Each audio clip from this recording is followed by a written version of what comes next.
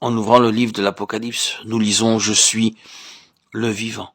J'ai été mort, mais je suis vivant au siècle des siècles, et je tiens les clés de la mort et du séjour des morts. » Christ est présenté, et toutes choses sont ensuite mesurées, jugées à la lumière de cet homme céleste, qui tient dans sa main la canne à mesurer.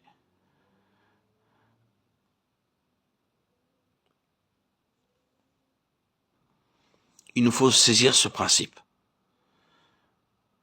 Pour Dieu et pour nous, tout est lié à une révélation du Seigneur Jésus, une révélation dans le cœur.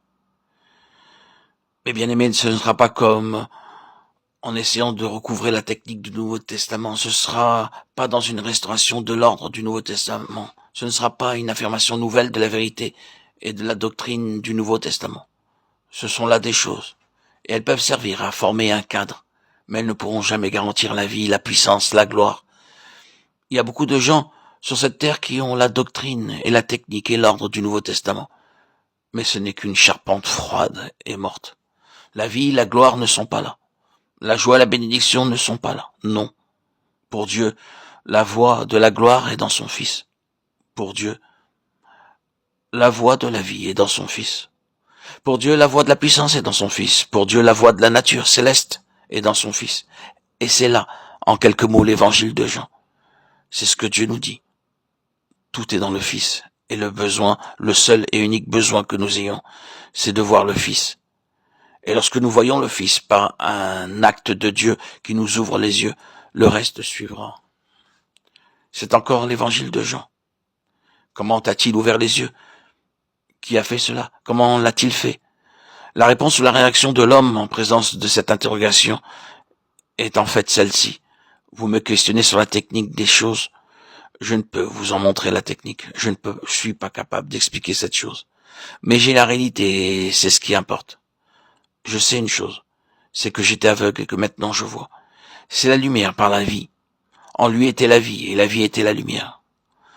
Nous ne voudrions pas être simplement en mesure de donner la doctrine de la vérité, de l'expliquer et de la définir complètement. Ce n'est pas là la chose essentielle.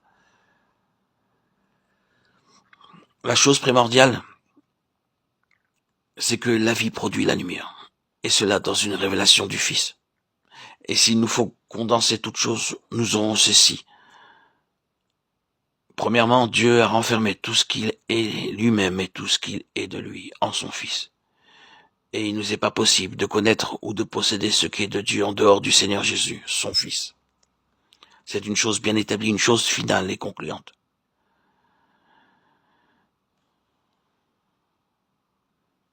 Et deuxièmement, il n'est pas possible de posséder ou de connaître quelque chose de la plénitude que le Père a renfermé en son Fils sans une révélation intérieure du Saint-Esprit. Il faut un miracle accompli par le Saint-Esprit en chaque homme et en chaque femme pour qu'ils puissent comprendre quelque chose de ce que Dieu a renfermé en Christ. Cela résume encore l'évangile de Jean, car au centre de cet évangile, nous trouvons un homme aveugle de naissance. Il n'a jamais vu. Il ne s'agit pas ici de lui rendre la vue. Il faut la lui donner.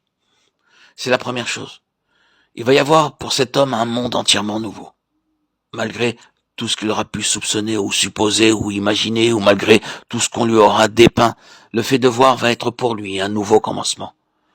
Ce sera un miracle absolu, qui produira un monde absolument nouveau, et toutes ces conjectures sur ce que ce monde contenait et était seront prouvées avoir été bien inadéquates lorsqu'il verra réellement. Il est impossible de voir avant que le miracle soit accompli en nous. Premièrement, Dieu a renfermé tout ce qui est de lui-même en son Fils. Deuxièmement, personne ne peut rien connaître de Dieu autrement que par une révélation. Nul ne connaît le Fils si ce n'est le Père. Et nul ne connaît le Père si ce n'est le Fils, et celui auquel le Fils aura voulu le révéler. Matthieu 11, 27. La révélation ne peut être donnée que par le choix du Fils.